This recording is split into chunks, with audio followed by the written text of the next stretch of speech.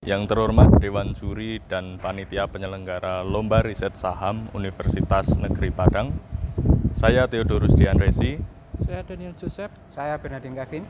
Akan mempresentasikan paper kami yang berjudul Peluang investasi di perusahaan berkelanjutan selama pemulihan ekonomi. Dengan pilihan perusahaan PT Indofood Sukses Makmur.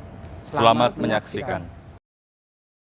Sebagai pengantar, pandemi COVID-19 menimbulkan ketidakpastian terhadap perekonomian yang berakibat pada peningkatan risiko aset investasi, terutama di pasar ekuitas. Dalam struktur perekonomian, sektor industri manufaktur merupakan sektor penopang dengan porsi sebesar 20,6% dari PDB Indonesia. Salah satu sektor dalam industri manufaktur adalah pengolahan barang konsumsi. Salah satu perusahaan sektor barang konsumsi adalah PT Indofood Sukses Makmur dengan kode emiten INDF. INDF baru saja mengakuisisi Pine Hill Corpora Limited melalui anak perusahaannya yaitu ICBP yang diharapkan mampu mendorong pertumbuhan pendapatan di masa depan. Untuk mengetahui lebih dalam terkait dengan kondisi perekonomian dan industri, kami melakukan analisis makroekonomi global dan domestik serta analisis industri. Kontraksi perekonomian pada tahun 2020 dipengaruhi oleh pandemi. Oleh sebab itu, perkembangan pandemi menjadi faktor penting yang berpengaruh terhadap pemulihan ekonomi. Seperti yang kita ketahui, penyebaran virus COVID-19 masih terus terjadi di tengah populasi global maupun domestik. Di Indonesia sendiri, penambahan kasus harian menunjukkan kurva penurunan sejak bulan September 2021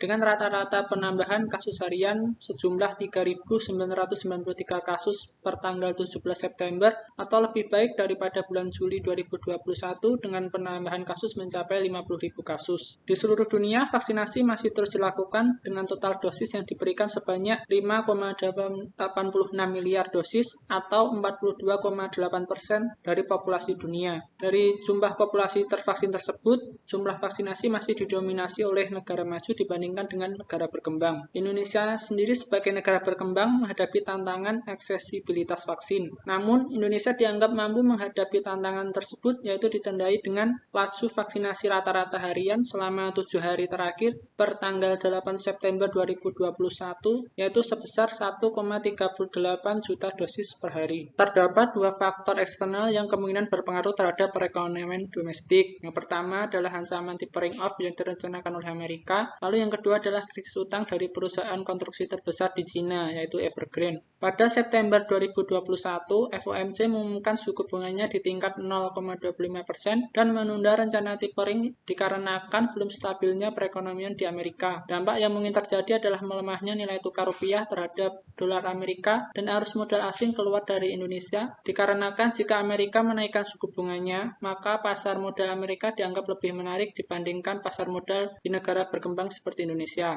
Kemudian yang kedua, Evergrande mengalami krisis utang yang ditandai dengan kesulitan dalam membayar kupon bunga obligasi sebesar 83,5 juta dolar dan 36 juta dolar. Dengan resiko gagal bayar oleh Evergrande, maka dapat memengaruhi stabilitas perekonomian Cina yang secara tidak langsung akan berdampak juga pada perekonomian Indonesia, terutama aktivitas ekspor.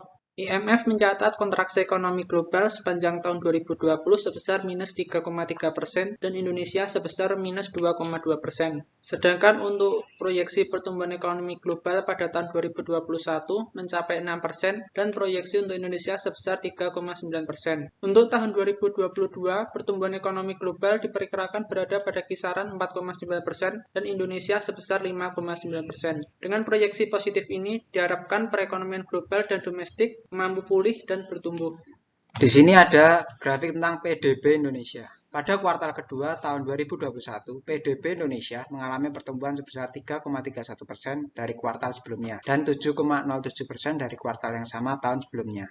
Yang kedua ada indeks PMI. Manufaktur menunjukkan kenaikan dari bulan sebelumnya yang mencerminkan peningkatan aktivitas manufaktur di Indonesia. Lalu selanjutnya ada Consumer Confidence atau indeks keyakinan konsumen yang sedikit mengalami penurunan yang diakibatkan masih rendahnya daya beli masyarakat karena aktivitas masyarakat dan perekonomian masih belum pulih sepenuhnya. Selanjutnya ada grafik inflasi. Inflasi Indonesia naik sebesar 0,03% dari bulan sebelumnya 0,84 dari mulai tahun kalender 2021 atau year to date dan 1,59% dari bulan yang sama pada tahun sebelumnya. Yang terakhir ada grafik tentang porsi kontribusi manufaktur terhadap PDB. Dari segi struktur pendapatan domestik bruto Indonesia, industri manufaktur memiliki kontribusi terbesar terhadap PDB yaitu sebesar 20,6% pada tahun 2020. Hal ini menunjukkan bahwa industri manufaktur memiliki peran yang cukup besar dalam mendorong pemulihan dan pertumbuhan ekonomi domestik.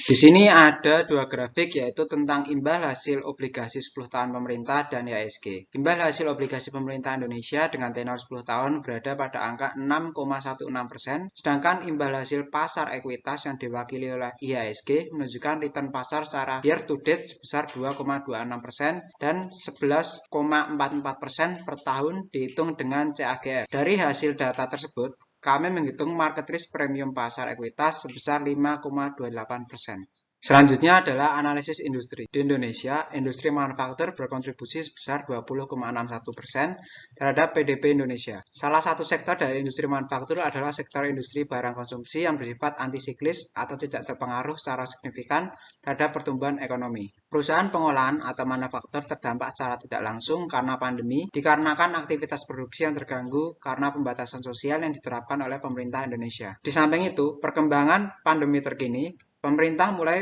mengizinkan industri atau pabrik untuk mulai beroperasi penuh pada September 2021. Grafik berikut menunjukkan tentang PE dan PB rasio dari 10 perusahaan dengan market cap terbesar di sektornya. Garis vertikal menunjukkan PE rasio, sedangkan garis horizontal menunjukkan PB rasio. Kami menghitung rata-rata PE dan PB rasio pada perusahaan barang konsumsi dengan hasil sebagai berikut. Rata-rata PE sebesar 17,8 kali dan rata-rata PB sebesar 6,9 kali. Terdapat 6 perusahaan dengan rasio PE dan PB di bawah rata-rata sektor, yaitu HMSP, ICBP, GGRM, INDF, JPFA, dan ULTJ. Dari ke-6 perusahaan tersebut disaring kembali dengan EPS growth dan dividend yield. Dari rata-rata dividend yield dan EPS growth dihasilkan angka 4,13 dan 4,18%. Dari ke-6 perusahaan tersebut, terdapat satu perusahaan dengan dividend yield dan EPS growth di atas rata-rata sektor, yaitu INDF. Yang selanjutnya adalah analisis perusahaan. Perusahaan pilihan kami adalah PT Indofood Sukses Makmur dengan kode emiten yaitu INDF. Indofood didirikan pada 14 Agustus tahun 90 dan listing di Bursa Efek Indonesia 4 tahun kemudian. Indofood merupakan anak perusahaan dari First Pacific Company Limited dan merupakan perusahaan di sektor consumer product dan subsektor food and beverage. Indofood beroperasi melalui 4 segmen bisnisnya, yaitu consumer branded product, bogasari, agribusiness, dan distribution. Yang selanjutnya adalah analisis Porter 5 Force. Yang pertama adalah ancaman dari pendatang baru. Kami berpendapat bahwa perusahaan yang melakukan penetrasi pasar di industri barang konsumsi memerlukan investasi yang besar, sehingga akan sedikit perusahaan yang mencoba masuk pada industri barang konsumsi. Yang kedua adalah ancaman dari produk substitusi. Kami menilai bahwa ancaman dari produk substitusi berasal dari isu dampak kesehatan dari makanan instan. Hal ini menjadi tantangan Indofood untuk berinovasi terhadap produknya untuk menghasilkan produk yang lebih sehat dan ramah lingkungan. Yang ketiga adalah daya tawar dari pembeli. Kami menilai bahwa Indofood menjadi market leader atau pemimpin pasar yang memiliki kekuatan merek dan kualitas produk yang tinggi, sehingga menjadi pilihan utama bagi konsumennya. Yang keempat adalah daya tawar dari pemasok. Karena Indofood memiliki model bisnis yang mencakup seluruh tahapan proses produksi, kami menilai bahwa risiko ancaman dari daya tawar pemasok tidak cukup signifikan karena bahan baku produksi dibuat oleh anak perusahaan Indofood yang lainnya. Yang terakhir adalah rivalitas antar perusahaan yang sudah ada. Persaingan antar perusahaan tidak hanya pada pangsa pasarnya, namun juga pada inovasi dan kualitas produk yang dihasilkan sehingga menjadi daya saing pada pasar. Yang selanjutnya adalah analisis keuangan perusahaan. Kita mulai dari balance sheet. Indofood memiliki aset sebesar 169,4 triliun dengan komposisi struktur modal sebesar 85,7 pada total liabilitas dan total ekuitas sebesar 83,7 triliun. Terdapat 54 triliun pada hutang bersih yang menghasilkan gross gearing ratio sebesar 0,65 dan dengan jumlah kas sebesar 18,3 triliun dihasilkan utang bersih sebesar 35,7 triliun yang menghasilkan net gearing ratio sebesar 0,43. Yang selanjutnya adalah income statement. Kami melihat laporan keuangan Indofood selama 5 tahun ke belakang. Dari tahun ke tahun, Indofood mengalami pertumbuhan, baik penjualan dan net income. Tingkat pertumbuhan penjualan sebesar 4,2% dan tingkat pertumbuhan net income atau laba bersih sebesar 9,3%. Yang selanjutnya adalah data EPS dan dividen Indofood. Pada grafik ini, kami menganalisis dan mengestimasi EPS selama 5 tahun ke depan. Dengan tingkat pertumbuhan sebesar 9,27%, kami mengestimasi pada tahun 2026 EPS Indofood sebesar 1.047. Lalu untuk dividen Indofood dengan tingkat pertumbuhan sebesar 3,42%, kami mengestimasi pada tahun 2026 dividen Indofood sebesar 521 per lembar sahamnya. Kami melakukan valuasi yang pertama dengan metode PA, yaitu menghasilkan fair value sebesar 8.739, lalu dengan PB ratio sebesar 8.511, dan free cash flow to firm, yaitu dengan intrinsic value sebesar 11.493. Dari rentang harga tersebut, kami mengestimasi rata-rata nilai wajar, yaitu adalah sebesar 9.581. Yang selanjutnya adalah analisis teknikal dari grafik harian IHSG. IHSG berada pada rentang support dan resisten, dan terdapat trendline di bawahnya. Kami mengestimasi bahwa IHSG akan turun pada trendline-nya sebelum melanjutkan bullish.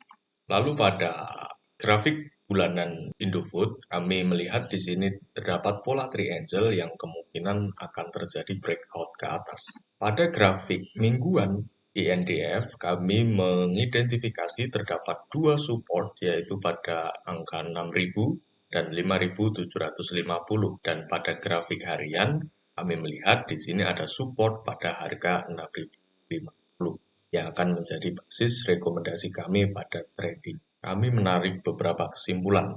Yang pertama bahwa kondisi dan ekonomi sangat berkorelasi, sehingga tantangan pemulihan ekonomi lebih bergantung pada perkembangan pandemi COVID-19, serta terdapat faktor-faktor eksternal yang mempengaruhi pasar modal Indonesia. Lalu yang kedua adalah industri manufaktur dan sektor barang konsumsi menjadi sektor dan industri yang menarik untuk diperhatikan pada saat pemulihan ekonomi, karena industri manufaktur merupakan leading sektor bagi perekonomian Indonesia dan sektor barang konsumsi primer memiliki karakteristik antisiklis atau tidak terpengaruh dengan pertumbuhan ekonomi. Yang selanjutnya adalah perusahaan Indofood Sukses Makmur memiliki beberapa keunggulan pada kinerja keuangannya dan didukung oleh model bisnis yang mendukung operasional perusahaan, serta sahamnya yang masih under value. Yang selanjutnya adalah pilihan trading atau investasi. Dikarenakan peningkatan risiko aset investasi selama pandemi, terutama volatilitas harga di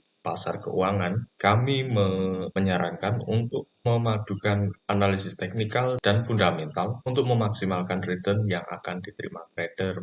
Lalu rekomendasi kami yaitu untuk investasi dapat diambil keputusan beli jika nilai pasarnya berada pada di bawah nilai wajarnya, yaitu pada 11.493 dari valuasi free cash flow firm dan 8.739 pada PE ratio atau 8.511 pada PB ratio. Lalu untuk trading, kami menyarankan membeli pada harga 6.000 sampai 6.500 dikarenakan pada harga itu terdapat support yang kuat dan stop loss pada 5.700 sampai 5.900 dengan risiko penurunan 5% dengan potensial profit yaitu 10% pada harga 6.600. Demikian presentasi dari paper kami. Mohon maaf jika ada kata yang kurang berkenan. Terima kasih.